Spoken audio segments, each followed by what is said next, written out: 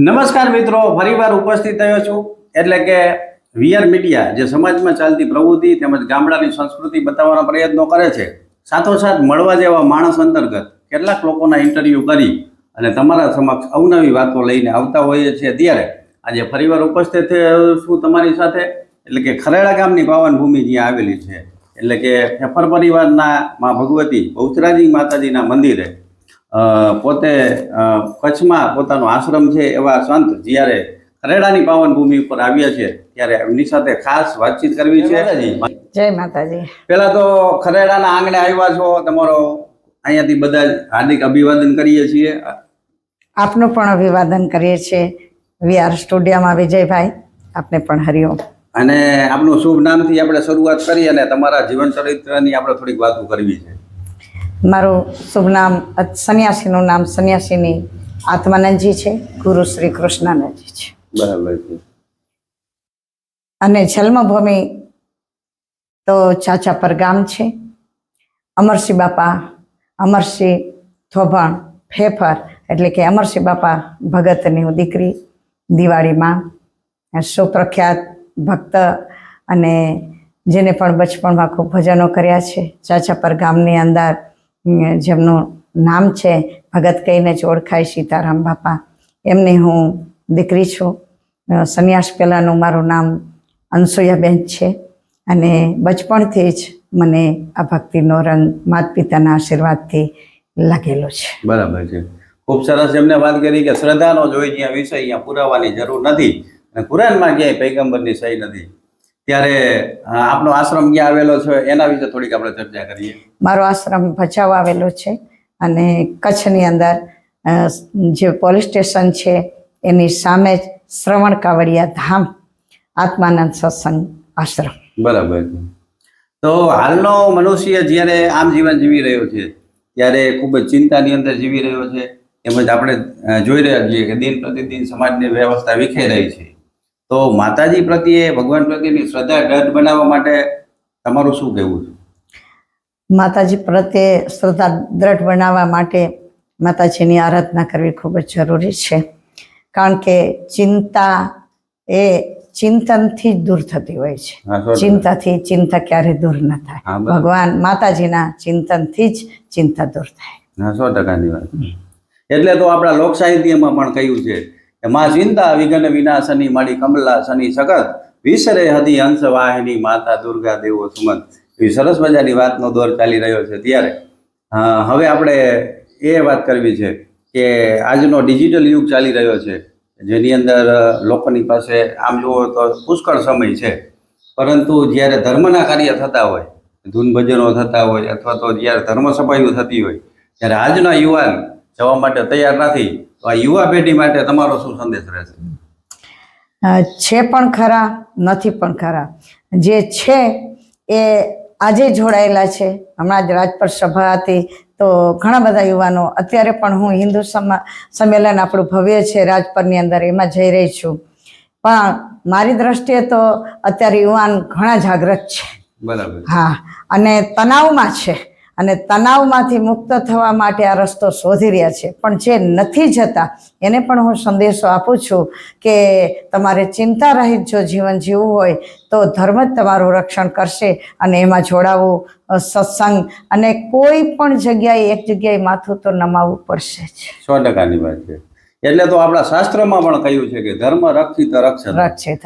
જો તમે ધર્મનું રક્ષણ કરશો તો ધર્મ તમારું રક્ષણ કરશે. આવી ખૂબ સરસ મજાની વાતનો દોર ચાલી રહ્યો છે. ત્યારે હવે આપણે જે સમાજમાંથી આવીએ છીએ, માતાજી પ્રત્યે તમને ભાવ થયો અને આ સંન્યાસ લેવાનો વિચાર કઈ રીતે આવ્યો એની થોડીક આપણે વાત કરીએ. કીધું છે ને, બાળપણ સે ભક્તિ કરે જગ સે રહે ઉદાસ, તીરથ ઉનકી આશા કરે કબાવે હરિકો દાસ.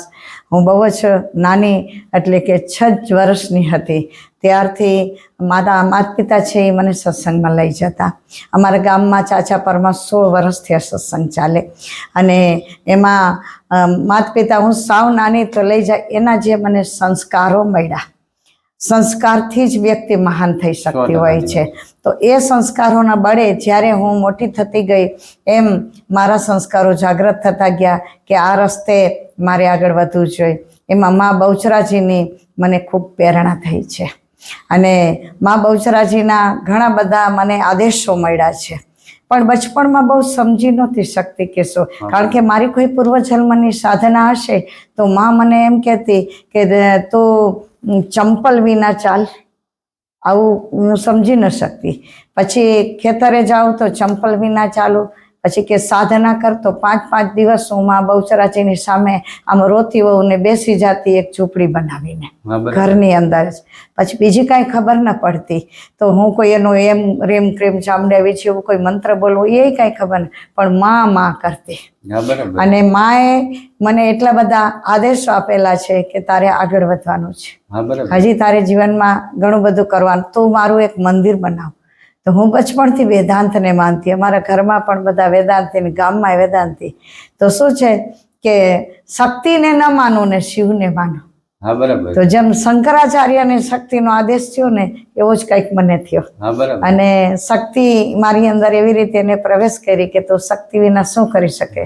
તો મેં કીધું શક્તિ વિના, એમ કે તારી ભક્તિ વિના તું, એમ કે ઠાકોર મોટા છે અને તું તો નાની છે એવું કહેતી. હા, તો પછી એવો મને સંદેશ એનો મળ્યો. તો એને મને એવો ઈશારો કર્યો કે જો મારી શક્તિ તારે જોવી હોય તો તું કાંટા ઉપર પગ મૂક, તને ફૂલનો અહેસાસ થાય તો કે છે. એ બચપણની અવસ્થામાં. તો હું 1 વર્ષ સુધી મેં ચંપલ નહીં પહેરેલા, અને હું ખેતરે જાઉં ને તો આમ તડકો હોય તો મને ફૂલ જેવો અહેસાસ થાય, એટલે મારી શ્રદ્ધા વધવા લાગી. અને માં કરતી, માની ભક્તિ. છતાં મારા મગજમાં મને એમ કે મારે ઠાકોરના દર્શન કરવા, તું નાની છે ને ઠાકોર મોટા, આત્મભાવ કાંઈ હતો નહીં. એક મગજમાં ઘૂસી ગયેલું કે પીપા રાજાનું દ્રષ્ટાંત મારા દેતા કે ભાઈ એમને થાળ ભગવાનને ધરાવ્યો અને એમને આવાહન કર્યું ને ઠાકોરજી આવીને જમી ગયા એમ, પણ માતાજી ના આવ્યા એટલે માતાજી નાના ઠાકોર મોટા, એવું મગજમાં ઘૂસી ગયેલું. એટલે ઠાકોર મોટા છે. પછી માએ જ મને અનુભૂતિ કરાવી કે શિવ ને શક્તિ અમે ક્યારે જુદા છીએ, અને એ શક્તિની જાગૃતિ કરી. તો મને કેમ ખબર પડે કે તારી મારા પર કૃપા છે. તો કે તને હું ગુરુનો મેળાપ કરાવું છું. એ પણ ચાચાપર ગામે અમારા ગુરુ આવતા, કૃષ્ણાનંદ બાપુ આદલસર ગામથી, અને ગુરુનો મેળાપ કરાવ્યો. પછી પણ ભણવાનું તો ચાલુ હોય, તો હજી એનાથી વિશેષ મને શું ખબર પડે કે તારી કૃપા છે મારા ઉપર એમ. તો કે તું કોઈ પણ શાસ્ત્ર વાંચીશ તો તારે કોઈની સલાહ નહીં લેવી પડે કે આનો અર્થ શું થાય. એ પૂછ્ય માં બહુચર માએ મને પ્રેરણા કરી. અને બહુ નાનપણથી સીવણ હું ચલાવતી હતી અને સીવણ શીખતી હતી. તો એના જે કંઈ 100-200 રૂપિયા આવેલા એમાંથી સૌથી પહેલા મેં પુસ્તકો લીધા. અને પુસ્તકો અઘરા આધ્યાત્મિક પુસ્તકો. મને આત્મજ્ઞાનમાં પહેલેથી રસ હતો, અને મા પાસે પણ એવી કૃપા મળી, અને એને એવી કૃપા કરી કે માં હું વાંચું ને તો એનો અર્થ મારે કોઈને પૂછવો ન પડે, એવી તું કૃપા કરી. બીજું, મને સદગુરુ બ્રહ્મ જ્ઞાની જોઈએ છે, એનો તું મેળાપ કર. ત્યારે એને કીધું કે ચાચાપાર ગામની અંદર કૃષ્ણાનંદ બાપુ જે ચતુર્માસ કરવા માટે આવે છે, અને એ જ તારા ગુરુ બનશે. અને એને તું, કારણ કે અમે બચપણની અંદર બાણગંગા જતા, આખું જે ઘર છે એ સીતારામ કહેવાય. અને હું એક સન્યાસી, પણ મારી પ્રીતિ એમાં થતી નહોતી. હું હનુમાનદાસ બાપુની ખૂબ જ સેવા કરતી હતી, પણ બાપુ પણ મને હનુમાનદાસ બાપુ એમ કહેતા હતા કે તું એમ કે સત્વગુણી છો અને પૂર્વની સાધના તારી છે, તો મારી શિષ્ય નહીં બને પણ તને સન્યાસી શિષ્ય મળશે. એટલે સન્યાસી ગુરુ મળશે.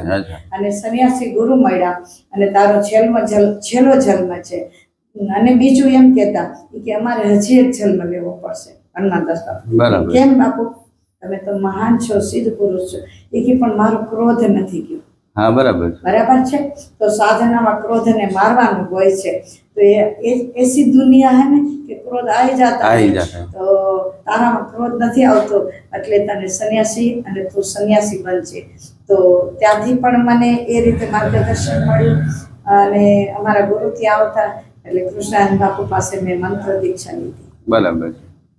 ખૂબ સરસ એમને વાત કરી કે જ્યારે આપણી પરંપરાઓ છે કે જેની અંદર માતા પિતાની પોતે વાત કરી, ત્યાર પછી મા ભગવતીની, આપણી કુળદેવીની વાત કરી, અને આપણા જીવનમાં પુસ્તકોનું શું મહત્વ હોય એની ખૂબ સરસ મજાની વાત માતાજીએ કરેલી છે. અને આમ પણ પુસ્તકો આપણા જીવન બદલાવી નાખતા હોય છે એવું આપણે અનેક વ્યક્તિઓ પાસે સાંભળેલું છે. કે આજનો માનવી પુસ્તક વાંચવા તરફ જરા પણ ખેંચાણ નથી, ત્યારે દિન પ્રતિદિન જે જ્ઞાન વધવું જોઈએ એ જ્ઞાનનો અભાવ દેખાઈ રહ્યો છે. અવશ્ય, કારણ કે પુસ્તકને મિત્ર બનાવવું જોઈએ. હા અને સૌથી પહેલા પુસ્તક આપણે ગુરુ બનાવવા જોઈએ. હા બરાબર. એ જ આપણા ગુરુ છે. અને એ પાછા પુસ્તક છે ને એ કેવા છે, સમુદ્ર જેવા છે. એમાં ગુરુની જરૂર એટલે પડે છે કે સમુદ્રનું જે પાણી છે ને ડાયરેક્ટ આવે ને તો બધી જમીનને ફળદ્રુપ નથી બનાવતી. એટલે બધા પુસ્તકો તમે એકલા વાંચશો ગુરુ વિના તો પણ બધી ગમ નહીં પડે. એટલા માટે જીવનમાં ગુરુ દ્વારા અધ્યયન કરવું, પહેલા વાંચન કરવું અને પછી ગુરુ દ્વારા એના ગહન અર્થો છે અગમની ગમ બતાવે ગુરુ વિના કોણ. એટલા માટે મા બહુચરાજીએ પણ મને પ્રેરણા કરી કે સદગુરુ જરૂરી છે જીવનમાં. અને મને બ્રહ્મજ્ઞાની ગુરુ જોતા હતા, એટલે મને એવા બ્રહ્મજ્ઞાની ગુરુ પૂજ્ય માએ બતાવ્યા. એટલા માટે હનુમાનદાસ બાપુ અને જો મા બહુચરાજીનો મેં ફોટો, આ મારો બચપણનો ફોટો પણ ત્યાં રાખેલો છે. આ મારા જીવન ચરિત્રની અંદર 6 વર્ષની ઉંમર હતી ત્યારથી માએ મને પ્રેરણા કરતી રહી છે. અને પછી તો 90ની સાલમાં મેં સંન્યાસ દીક્ષા લીધી છે. અને કચ્છની અંદર મારે કેમ જવાનું થયું તો કચ્છમાં મેં જિંદગીમાં એવો વિચાર નહોતો કર્યો કે ઘર મૂકી અને હું કે ભક્તિ કરવા અને કોઈનું ખાવું એ દોષ છે એવું માનતી હતી. ત્યારે માએ એવી પ્રેરણા કરી મને કે તારા માટે એમ કે શ્રવણ કાવડિયા ધામ ત્રંગ લોડાઈની બાજુમાં અને અહીંયા શ્રવણ રાહ જોઈ રહ્યો છે અને દીક્ષા ત્યાં લેવાની છે. અને એમાંય બચપણમાં 6 વર્ષની ઉંમરમાં માતા પિતા છે ને ભક્તિ કરવા માટે એ પણ ત્યાગી હતા ને, તો 3 ભાઈ ને હું એક બેન, ભગવાનજીભાઈ, પ્રભુભાઈ અને કાનજીભાઈ, હું એક જ બેન, કોઈ ભયો નહીં. તો એ તપ કરવા માટે જુનાગઢ ગિરનારની ગુફામાં હાલ્યા ગયા હતા, જે દુનિયા બધાને ખબર છે કે અમરસિંહ બાપા ભગત અને દિવાળીમાં ત્યાગી હતા. તો નાની ઉંમરની અંદર પણ હું બાણગંગા હનુમાનદાસ બાપુ પાસે, આ બાપુ પાસે હું રહી. અને પછી ક્યાં ગયા હશે તો કે અમે ભક્તિ કરવા જાય છે જન્માષ્ટમીના દિવસે. માતા પિતાએ કીધું તો મેં સોનાની કડી પહેરેલી, નાની દીકરી હોય તો તો મેં કાઢીને આપી દીધી. અમારા ઘરમાં પૈસા તો હતા નહીં, એની પાસે પણ એવા 50 રૂપિયા જ હતા કે હાલીને હાલું જવું પણ કાંઈ લેવું નહીં. ત્યારે ત્યાગી હતા. તો હવે જુનાગઢ તપ કરવા 3 મહિના સુધી ગયા. અને હું તો અહીંયા એકલી, 3 ભાઈ પરણેલા એકય નહીં, પણ છતાં પણ હું આમ આનંદથી રહું, ઘર બંધ કરીને રહું. એમાં પણ મને ક્યારે એમ નહીં મારા માતા પિતા નથી કે હું રહું કે એવું કંઈ નહીં. એક માજીએ કીધું કે બિચારી છે એને એમ કે ચાય પાપ. તો મેં કીધું હું બિચારી કેમ, મારા માતા પિતા તો ભક્તિ કરવા ગયા છે, ભગવાનને ગોતવા ગયા છે અને હું ભગવાનને અહીંયા ગોતું છું. તો એક દિવસ મને એવો અનુભવ પણ થયો, ઘરમાં બેઠી હતી ને તો કેટલાને જમાડી રહી છું અને મારા આંગણે બ્રહ્મા વિષ્ણુ મહેશ આવ્યા છે. આમ જાણે દૂધનો વરસાદ ન થાય એવો એમ કે અમી ઝાંખણા, તો મારી શક્તિ એમ ખીલતી ગઈ. અને મારા માતા પિતા 3 મહિના સુધી આવ્યા જ નહીં. તો લોકો તો એમ કે ભાગી ગયા છે, ભાગી ગયા, પણ મને ખબર કે ભક્તિ કરવા ગયા છે. ગિરનારમાં એ ગયા તો એનો સિદ્ધાંત એવો હતો ખાલી બસમાં બેહવું, જ્યાં જાતી હોય તો એ તુલસી શ્યામ પહોંચી ગયા. અને તુલસી શ્યામ ભગવાનની સામે ઉભા રહ્યા અને ત્યાંથી એ લોકો એમને અહીંયાથી કાઢી મૂક્યા કે ભાઈ તમે અહીંયા નહીં પણ તમારે જ્યાં આગળ જવું હોય ત્યાં. તો જુનાગઢની ખીણમાં જે ભરતવનની ખીણ કહેવાય છે ત્યાં માતા પિતા આવી અને એને જુદી જુદી જગ્યાએ આસન લગાવીને પ્રભુનો આરાધ્ય. ત્યારે મેં એકવાર પૂછ્યું હતું કે તમે આવા નાના છોકરાઓ છતાં મૂકીને કેમ વહી જાઓ છો, એ તમારી ફરજ નથી? એ કે છે, પણ તને બીજી ન ખબર હોય કે બાળકોનું જતન છે ને એ આપણે નિમિત્ત છીએ માતા પિતા, અને ખરેખર જનેતા ભગવાન છે. અને એ કેવી રીતે રક્ષણ કરે છે એની અનુભૂતિ કરવા માટે અમે જાય છીએ. અમને એ અભિમાન નથી કે અમારે ન કરવું જોઈએ એમ પણ નથી, પણ ભક્તિ કરવા માટે અમે જાય છીએ. અને એ આપણે ન હોય, આજે નથી માતા પિતા અને છોકરાનું રક્ષણ કેવી રીતે થાય છે, ઈશ્વર કેવી રીતે કરે છે એ અમારે અનુભૂતિ કરવી. તો 2 સિંહોની ગર્જના હોય એમાં મારા માતા પિતા અલગ અલગ જગ્યાએ બેસતા અને એવા 24 દિવસ સુધી બેઠા. એમાં મહાકાળ બાપુ માણા ગંધાય માણા ખાય એવા એમ કે અઘોરી હતા. એનાથી આગળ ચીપિયાવાળા બાપુ તપસી બાપુ કહેવાતા. અને તે ઘણા બધા માણસો લઈને ગયા કાંઈ બે ભક્ત છે ભક્તિ કરે છે ને સિંહો ખાઈ જશે, પણ એની એક દીકરી છે એ નાની છે. એવો સંદેશ આ હનુમાનદાસ બાપુએ ત્યાં એમને મોકલ્યો અને એને ઘરે પાછા મોકલ્યો. તો પછી ત્યાં એમને બોલાવ્યા અને એમને એમ કીધું કે તમારી જે દીકરી છે એ અનસુયા એ હજી 6 જ વર્ષની છે, પણ એ હજી 20 વર્ષની નહીં થાય, 16 વર્ષની ત્યાં એ જંગલમાં જશે અને એ ભક્તિ કરશે, એ સંન્યાસ લેશે એવું એને જાહેર તપસી બાપુએ કર્યું. અને તમે અત્યારે એને મોટી કરવા માટે ફરજ બજાવવા માટે ત્યાં તમે જાઓ. બરાબર. અને એ આવ્યા બરાબર. અને ત્યારે હું પણ ખેલતી હતી, રમતી હતી, મને એ ગયા એનો દુઃખ પણ નહીં. પછી આ જે સોનાની કડી મેં પહેરી હતી ને, તો હું હનુમાનદાસ બાપુના આશ્રમે ગઈ, એને મને પાછી આપી દીધી, કાંઈ લઈને ગયા નહીં. તો અર્પણ કરવાની ભાવના પહેલેથી મારી હતી, તો મેં સીધા જઈને પહેરાવી દીધી. ત્યાર પછી આજ સુધી મેં કાનમાં કોઈ દી કાંઈ પહેર્યું નથી. એ મારો ભાવ હતો. અને સીતાજીના આશીર્વાદ મને મળ્યા, ત્યાં બાણગંગા હનુમાનદાસ બાપુના મળ્યા, અને ગુરુના આશીર્વાદ મળ્યા, અને માતા પિતાની ભક્તિ મળી, સંસ્કાર મળ્યા. એટલા માટે હું અહીંયા સુધી પહોંચી છું. મા જગદંબાએ મને કથા કરવા માટે પણ પ્રેરણા કરેલી, એટલે 140 જેવી મેં કથા કરી છે. અને એક જ કથા કરવા માટે હું મહેસાણા ગઈ, ફરી વળી એની અનુભૂતિ થઈ કે હું અહીંયા આજે ખરેડા ગામની અંદર તો દર્શન કરવા આવું, પણ મને ક્યારે અવાય છે નહીં. તો એમને એવી પ્રેરણા કરી કે મને ભચાઉ અમરનાથ મહાદેવ છે, શ્રવણ કાવડિયા ધામ છે, મને ત્યાં બેસવું છે. તો મને એવી અનુભૂતિ કરાવી કે આવું જ મંદિર અને આવી જ મારી જે મૂર્તિ છે. તો મેં કીધું તું તો મને એવું કીધા કર, એવું હું કથા કરતા કરતા ક્યાં ગોતવા છું કે આવી જ મૂર્તિ અને આ જે મને દેખાય છે એ સામલાને હું જાઉં તો લેવ, પણ મને જવાનો ટાઈમ નથી તને બેસાડ. તો કે તું જા. મારો જ્યાં ઉતારો હતો મહેસાણામાં સૌથી પહેલી કથા, એમની ઘરે એને જે મને અનુભૂતિ કરાયું ને એવું જ પેલું મંદિર મને દેખાયું, જે મેં બચાવથી નીકળી. અને એમાં હવે મારી મૂર્તિ બેસાડી. એમાં અમારે ગણેશપુરાના અમારા કાંતિભાઈ જે અમારા ગુરુ ભાઈ કહેવાય, એને મને શું કીધું, માતાજી તમે માતાજીને બેસાડવાનો વિચાર કરો છો, તમારે ગૌચરમાની મૂર્તિ જોઈએ છે? મેં કીધું હા. કે હું લઈ આવું, તમને ગમે એવી લઈ આવું. તો મને એ પણ ખબર છે કે તમારે કેવી જોઈએ છે. બરાબર. મેં કીધું તે કમાલ કરી, મને કેવી જોઈએ તને ક્યાં ખબર? તો કે ખબર છે. કે તો મેં કીધું જાઓ, પ્રયોગ તો કરવો જ પડે. હું કથા કરતી હતી, એ લેવા ગયા અંબાજી. અને આજે તમે ભચાઉ આવશો તો ભચાઉનું જે મંદિર છે એમાં મા બાઉસરાજીની મૂર્તિ છે, એ માએ છે મને ઝાંખી કરાવી, એ જ સ્વરૂપ દર્શન આજે પણ હું એમ કે ત્યાં બેઠા છે.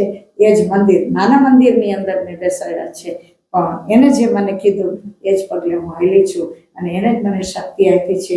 અને એના દ્વારા હું જે મારાથી સમાજના કાર્યો થાય છે કે તારે કથા કરવાની છે, અને જ્ઞાનથી પણ સમાજની સેવા થાય છે. તો આશ્રમમાં તારે કોઈ દિવસ માગવું નહીં પડે, મારે આવું નથી કોઈ દી કરવું પડ્યું ક્યારે પણ હાથમાં. એટલે કાયમ માટે હું અન્નપૂર્ણા રૂપે પણ હાજર રહીશ. તો કાયમ માટે એમ ક્ષેત્ર પણ હાલે છે. અને તારી ભીડમાં પણ તને જ્યારે પડશે ત્યારે પણ તને અનુભૂતિ મારી થશે. જંગલમાં હું 12 વર્ષ રહી, 14 વર્ષની ઉંમરથી તે ઠેઠ બરાબર. અહીંયા તો ખાલી હું 96માં આવી છું, ભચાઉ તો 12 વર્ષ થયા. પણ અત્યાર સુધી મને કોઈ પણ જાતની માનસિક કોઈનો તણાવ આવ્યો હોય કે મને કોઈ તકલીફ આપી હોય, ભલે જે કંઈ બનવાનું હતું બધું બન્યું હોય, કે એક વખત એવું બન્યું કે કોઈ વિધર્મી એમ કે લઈને આવ્યો હતો હથિયાર મને મારવા માટે, અને અડધી રાત્રે ત્યાં પહોંચી આવ્યા હતા. તો હું એની સામે આમના માનું સ્મરણ કરતા બેઠી હતી, પણ મારા માટે એને માતાજી એવી સદબુદ્ધિ આપેલી કે મારા પર હથિયાર ઉપાડી શક્યા, ન મારું ખૂન કરી શક્યા, કે ન મને કોઈ બીક લાગી. અને એવા 12 વર્ષ મેં ત્યાં કાઢ્યા. અને આગળ જતા એ ઝડપાઈ ગયા અને છળ્યા, એને બધું પકડાઈ પણ ગયા. તો આવું બધું જીવનમાં બનેલું હોય. એવા ઘણા બધા જીવનની અંદર મારા માટે, મને ભક્તિમાં આગળ વધારવા માટે માતાજીએ શક્તિ આપેલી છે, બળ આપેલું છે. વારંવાર માતાજીએ કીધું કે લોકાનંદ સમાધિશો, તો તારે કથા કરવાની નહીં. ભણેલી હોવા છતાં મારી અંદર જ્ઞાન રૂપેણ, બુદ્ધિ રૂપેણ સંસ્થિતા થઈ છે. એ વારંવાર હું બોલતી કે મને ભક્તિ દે, મારે બીજું કાંઈ જોતું નથી. ત્યારે એને મને એ ભક્તિ આપી. એ સંદેશો સમાજને દેવા માટે આજે હું જે રાજપર ગામે આવી રહી છું અને સમાજની વચ્ચે પ્રવચન કરી રહી છું, તો એ બધી કૃપા છે એ માં બહુચરની છે, સદગુરુની કૃપા છે. સદગુરુ પણ એમને આપ્યા છે. તો આ રીતે હું સમાજનું કામ કરું છું. આશ્રમની અંદર ચાલતી પ્રવૃત્તિ વિશે કહી. હા, તો શરૂઆત જ્યારે 96માં આવી ત્યારથી એક પહેલો સંકલ્પ એ થયો કે બીજું કંઈ નહીં પણ વિશેષ સેવા શું કરવું. આવી અહીંયા રોટી તો હોય જ.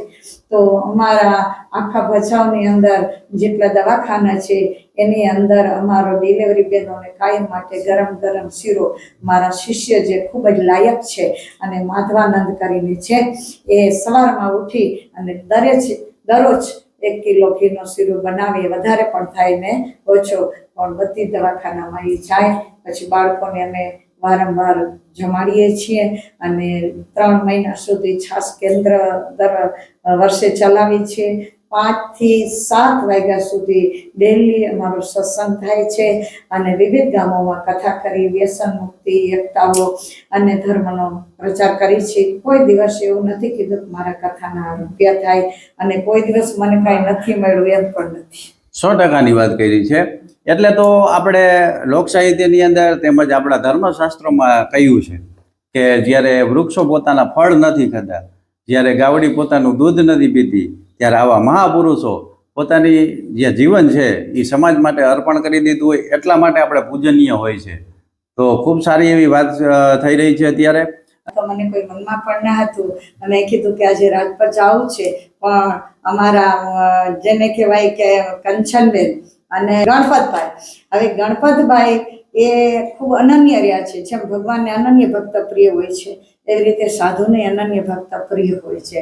કે આજે ખરેડા ગામનું પણ હું નહીં ચૂકવી શકું. કેમ કે એને ભાવપર ગામે મારી જ્યારે કથા કરી અને એમના સસરા થતા હતા, એમના પપ્પા એની બેન નિમિત્તે, ત્યારે પણ એવી બીના બનેલી કે એક બેન મરી ગઈ અને એની જે આશા રહી ગઈ હોય તો એ આશા પૂરી કરવા કથા કરી, એનો પણ એને એવો અહેસાસ થયો કે જાણે એના અમે લગ્ન કર્યા અને એક દીકરી, બરાબર. અને ત્યારથી ઘણું જે છે અમારા અંદર કાયમ 12 માસ જે પૂરા કરે છે ખરેડા ગામ અને બધા કરે છે.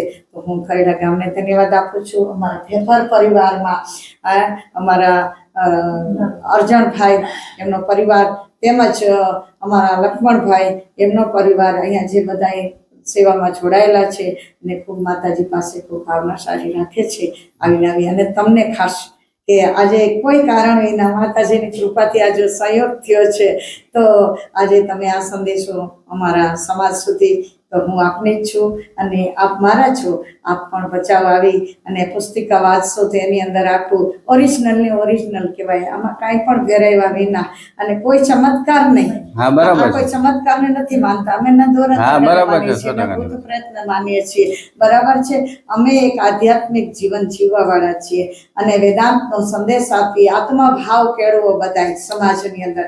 અને સાસુ વહુમાં આત્મભાવ હશે, ભાઈમાં આત્મભાવ હશે, ને આત્માને જો ઓળખી જશો તો તમારા રાગ દેવ છે ને એ તો ઓટોમેટિક મટી જશે અને કંકાસો બધા દૂર થઈ જશે. અને જો તમે ગીતાની સાથે કાયમ માટે રહેશો તો તમારા છોકરાઓ છે ગીતાનો સંદેશો આપજો, સનાતન ધર્મને પકડી રાખજો, ધર્મના ફંદાની અંદર પણ ક્યારેય બહુ ન ફસાશો અને તમે એક જ રીતિ ઉપર હાલશો તો આપણો જે ધર્મ છે, અત્યારે હિન્દુ ધર્મની એકતા માટે જે પ્રયત્ન કરવા પડે છે એ કરવા નહીં પડે. સબ એક હે કેવું પડે છે એ પણ કેવું છીએ જ, પણ આપણે વિખાઈ ગયા છીએ. તમારી કુળદેવીને માનવા વાળાને ઘણા ધર્મો અમને એમ કહે છે કે તમારી કુળદેવીને ન માનો તો તમે જ જતી જાજો કે માને મૂકીને ક્યાં જશો. શક્તિને પકડી રાખજો, એક જ ધારા ઉપર ચાલજો. આપણી પાસે ગીતા છે, ભાગવત છે, રામાયણ, બીજા મારી દ્રષ્ટિએ બીજા શાસ્ત્ર વાંચવાની જરૂર પણ નથી. આટલું તમે માનવાય, વેદ સુધી ન પહોંચો તો પુરાણો સુધી તો પહોંચી. અને આ સંદેશો હું સમાજને આપવા માંગુ છું કે દરેક ઘરની અંદર રોજ એક ઓમકારનો જપ થવો જોઈએ. એની શંખ દ્વારા માતાજીની પૂજા કરીએ ત્યારે શંખનાદ થાય છે. તો જો તમે એમ કેમ પ્રકારે તમારા છોકરા નહીં માનતા હોય તો એ શંખનાદ કરાવશો ને અને ઓમકાર કરશે ને તો એની અંદર 6 ચક્રો છે ને ઓટોમેટિક ચાલુ થઈ જશે. એમાં સત્વગુણ આવી જશે. અવળા રસ્તે જતા હશે, વ્યસની થતા હશે, પાસ નહીં થતા હોય, એને યાદ ઓછું રહેતું હશે તો મારી દ્રષ્ટિએ આ પ્રયોગ સમાજ કરજો અને એનાથી તમારી કુંડલીની શક્તિ જાગૃત થઈ જશે. બાળકોને તમારે કાંઈ ઉપદેશ જ નહીં આપવો. હા બરાબર છે 100%. અને શંખ વસાવજો અને એને ખાલી ચાલુ કરતા શીખવાડજો કે વગાડાય, બરાબર. અને એ વગાડી અને પછી ભણવા જશે તો પ્રયોગ કરજો કે એને જે યાદ નહીં રહેતું હોય ને એ પણ રહેશે જ. તો આ સનાતન ધર્મ છે. કંઠી બાંધો તો તુલસી અને રુદ્રાક્ષ જ બાંધજો, હા, બરાબર. બરાબર છે. તિલક કરીને જ નીકળજો. કાળી ટીલી કરવાની બહેનોને જરૂર નથી. કુમકુમનો ચાંદલો થઈ શકે તો એ કરજો, કારણ કે કાળી ટીલી કોણ કરે એ આપ જ સમજો. હા, 100%. મેચિંગ કરવું હોય તો બાકી બધું કરાય, પણ કપાળ અને જે તમારી કુંડલીની છે, જે તમારો સુહાગ છે, અહીંયા બીજું કઈ મેચિંગ કરાય નહીં. તો માતાઓને પણ આ સંદેશો આપું છું. માતા પિતાને પગે લાગજો, વંદન કરીને જ કામે જાજો તો તમારા ઘણા બધા કાર્યો થઈ જશે. ગુરુનો તો 3જો નંબર, 4થો નંબર છે, શિક્ષકનો પણ 3જો નંબર છે. તો આ બધી પરંપરામાં કરશો તો મારી દ્રષ્ટિએ એ મહાન ધર્મ છે અને આનાથી બીજું કાંઈ વિશેષ કરવા જેવું નથી. જય ભારત, જય હિન્દ, જય માતાજી, હરિ. જો વિડીયો તમને પસંદ આવ્યો હોય તો વધુમાં વધુ લોકો સુધી શેર કરવા માટે નમ્ર વિનંતી કરું છું. તેમજ નીચે કોમેન્ટ આપી દેજો. જય માતાજી, નમસ્કાર. હું હતો તમારો મિત્ર વિજય ચાળમિયા.